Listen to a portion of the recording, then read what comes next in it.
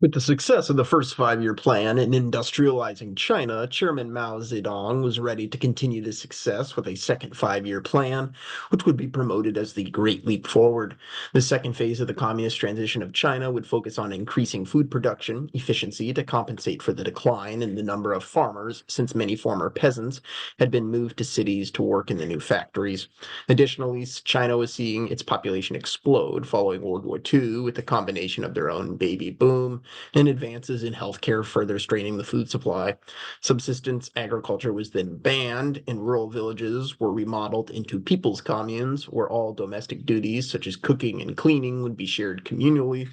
reducing the amount of labor needed for household work, freeing up additional manpower to put towards agriculture and the widespread construction of new dams for flood control. Although these civil projects were made with the assistance of Soviet construction firms who had questionable engineering experience, each people's commune was made up of production brigades, which were based around the pre-existing agriculture cooperative system and were used to allocate resources such as labor and fertilizer, as well as to account for farm expenses and production. Beneath the production brigade was individual production teams consisting of the workers and a manager who was ultimately responsible for distributing resources to individual workers.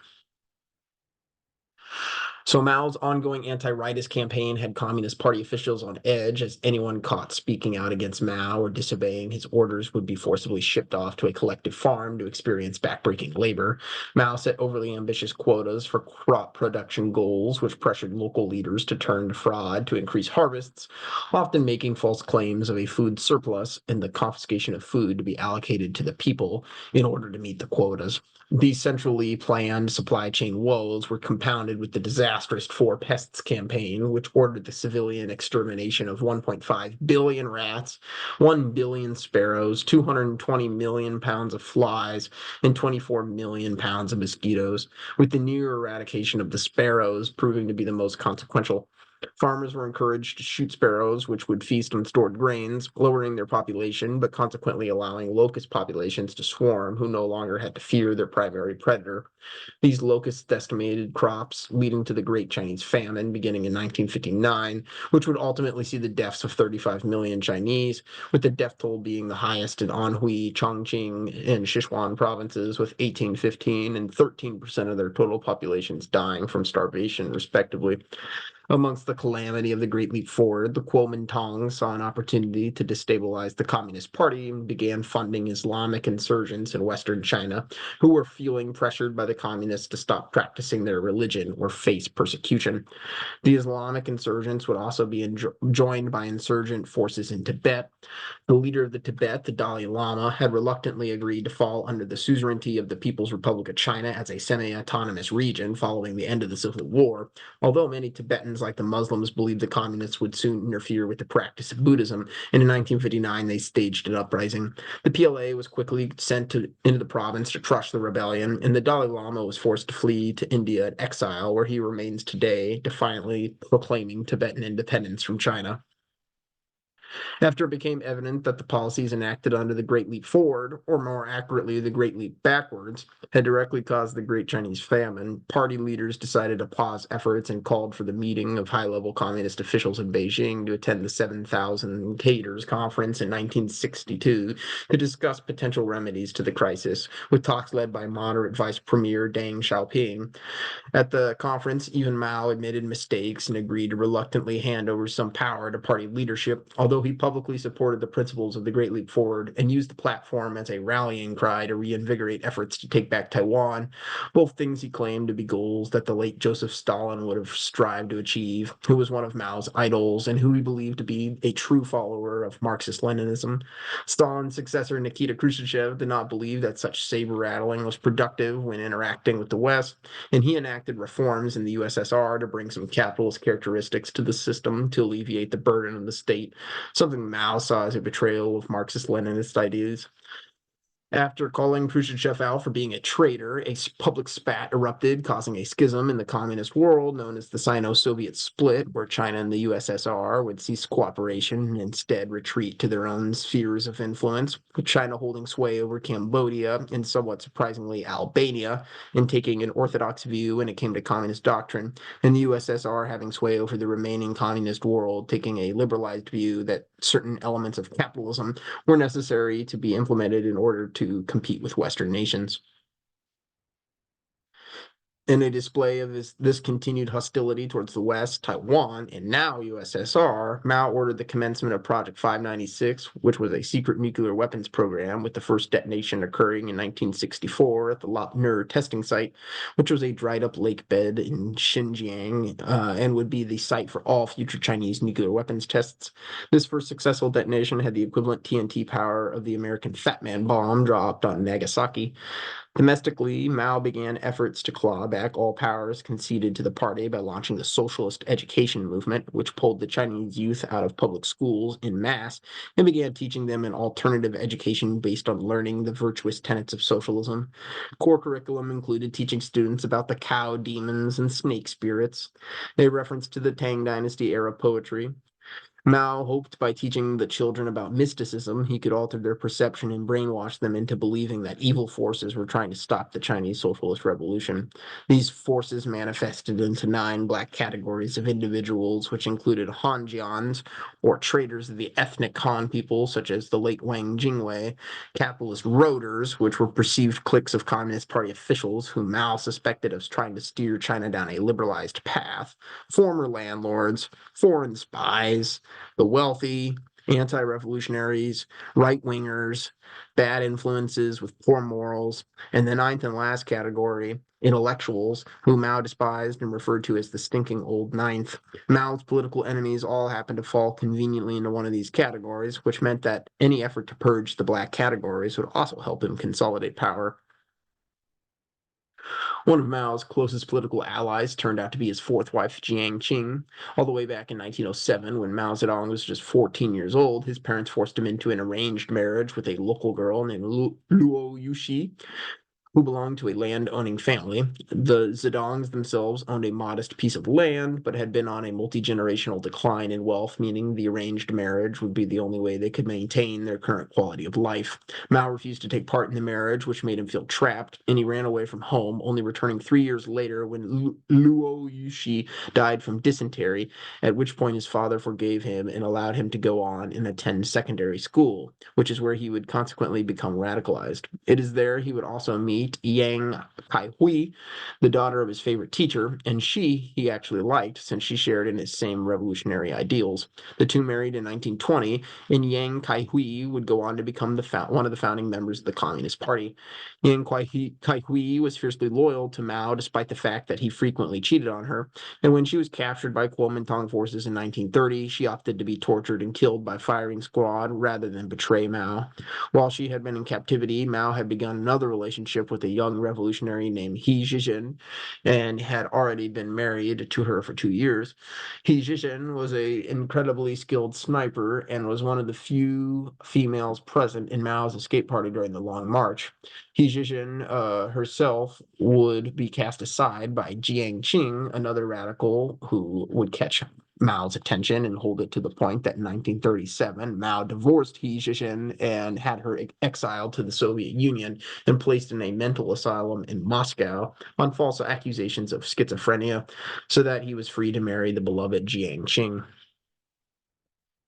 Jiang Qing was exceptionally beautiful, yet she had a rough early childhood. Her father was a self-employed carpenter who was married with a family, but her mother was a prostitute, which meant she was an illegitimate child, something that made her the subject of much bullying in school. When she was 12, her father died, and she had to move in with her mother, who was living in Tianjin and still prostituting herself. While in middle school there, Jiang Qing would help support her and her mother by working long hours in a cigarette factory as a child laborer. In high school, she had the opportunity to take a drama class where her talent for acting was recognized, and she was allowed to move to Qingdao to study performing arts, where she met and fell in love with physics student Yu Chiwei. Yu Chiwei was active in the early Communist Party as a revolutionary, and he worked to radicalize Jiang Qing. When Yu Chiwei was arrested for insurgency activities, Jiang Qing was shunned by most of her family, and in an attempt to salvage her remaining relationships, she moved to Shanghai to pursue a professional acting career and leave her revolutionary youth behind. She began dating director Tang Na and appearing in his movies, and the pair became married. The most famous of these movies, perhaps, was titled Blood on Wolf Mountain, which was an allegorical drama based on the Japanese aggression in Manchuria. In the film, Jiang Qing co-stars with blockbuster actress Li Lili, who was considered more popular and beautiful than her, and she developed a deep-seated hatred for her, to the point she made the decision to abandon her acting career altogether rather than continue to operate in her shadow. To the dismay of Tang Na, Yu Chiwei had been released from prison and had followed Jiang Qing down to Shanghai to be with her, and they began an affair. When Tang Na heard of the news, he attempted suicide out of devastation but failed. After a second failed suicide attempt, he received a letter from Jiang Qing officially requesting a divorce and explaining to him why she was planning on leaving Shanghai with Yu Chiwei and journeying back north to rejoin the Communist Revolution. In the letter, she explained that she had an unquenchable desire for greatness and that staying with him in Shanghai meant putting an end to those dreams. Later at the communist base camp in Yan'an,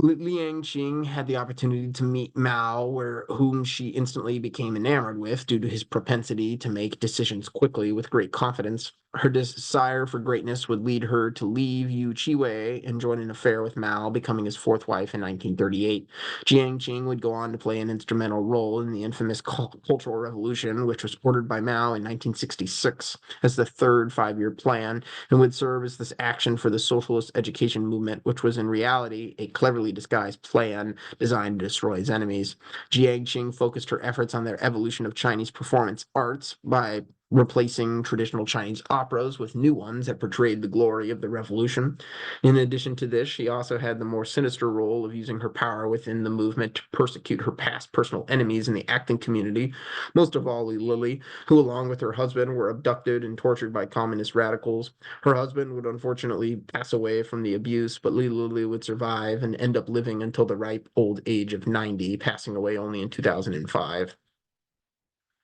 In August of 1966, Mao distributed a pamphlet containing propaganda to all the brainwashed children titled The Little Red Book. Inside the book were instructions to form a child-stalked militia called the Red Guard, who were to go out into society and destroy any items which were aiding the black categories to undermine the revolution, even if it meant turning on their own parents. The children were let free to ransack Beijing, destroying monuments and imagery that evoked a sense of modernism or Western ideals, killing 10,000 people in the process in what became known as Red August, in an effort to return to the four olds: old Chinese culture, old ideas, old customs, and old habits. The following year, in 1967, events took an even darker tone in Guangxi, where Red Guards, aka Mao's Little Red Devils, there orchestrated the mass killing of intellectuals. 125,000 people were killed in a variety of gruesome ways, including beheading, stoning, drowning, disembowelment, lynching, being buried or boiled alive, being blown up with dynamite, and being forced at gunpoint to rip the organs out of other captives while they were still alive. This last treatment fell upon 421 unlucky victims, primarily the Guard members' past teachers, and the removed organs were taken back to the Guards' camp where they were barbecued and eaten among the members as a treat. With the official cancellation of the National College entrance exam, a class of 10 million students who made up the Red Guard would grow up without much basic education, a negative distinction that can be clearly seen today in the literacy rates between generations in China. Back in 1959, Mao had permitted former Emperor Puyi to be released from prison, where he was given a job as a street sweeper and gardener in Beijing, saving his money up from his meager salary to often gain entry into the Forbidden City as a tourist, where he would happily tell other tourists about the time when he lived there. Emerging from his re-education in prison, Puyi was a strong defender of communism and was very ashamed and apologetic for his evil and wicked ways of the past, and he admitted that power had corrupted him. He would go on to marry a nurse named Li Shuxian at the age of 56 and was encouraged by Mao to begin writing an autobiography of his life called From Emperor to Citizen. When the book was consequently translated into French and English so it could be read by a large audience, the Red Guard erupted into anti-foreigner fury and made their intentions to harm Puyi known by burning his brother's house down, prompting Puyi to go under police protection. He would die in 1967 from kidney cancer before any bad actors could cause harm to him. The brainwashing of the children with violent ideals was a success and allowed Mao to reconsolidate his grip on power and gave Jiang Qing the opportunity to achieve revenge for past perceived slights with unbridled control. In 1969, Mao was aiming to take back Chinese territory lost to the Russians in the unequal Treaty of Aigun. The Chinese demanded renegotiations with the Soviets over their border, something that was rebuffed as the USSR was currently busy invading Czechoslovakia, which in turn led to a military buildup on the border, with fighting breaking out along the border, resulting in the deaths of 800 soldiers. Because both sides were nuclear powers, they agreed to enter into a ceasefire to avoid the fallout from potential nuclear war. After this, China was motivated to reestablish ties with the US to counteract the Soviet threat, since the USSR possessed a much larger nuclear arsenal, with this situation leading to President Richard Nixon and Secretary of State Henry Kissinger visiting China for the first time in 1971, where they met Chairman Mao and visited the Great Wall. By this time, Mao was quite elderly and decided to publicly name Lin Biao as his intended successor, who had served as a prominent general during the Chinese Civil War. Lin Biao was secretly supported by a large number of moderate communist officials who planned to orchestrate a coup to bring an end to the insane policies of the Cultural Revolution. Lin Biao was also in direct confrontation with Jiang Qing, who was now at the pinnacle of her power, belonging to an impactful clique of communist leaders known as the Gang of Four, where she was joined by officials Zhang Chengqiao, Yao Wenyuan, and Wang Hongwen, who all wanted power for themselves after Mao's eventual passing and looked to ensure Lin Biao was not going to be the successor. After the coup plot became public, the Gang of Four looked to quickly arrest Lin Biao for treason, but he had already escaped on a small plane with his family heading to the USSR. Unfortunately for them, the plane was flying at low altitudes to avoid being detected by radar, and in the foggy conditions crashed into a mountainside in Mongolia, killing everyone on board. In 1975, the many dams erected during the Great Leap Forward along the Hong River were inundated with unrelenting rain as a result of the deadly Hurricane Nina making landfall. The ultimate collapse of 62 dams led to widespread flooding and the deaths of 133,000 people, making it one of the worst man-made disasters in history.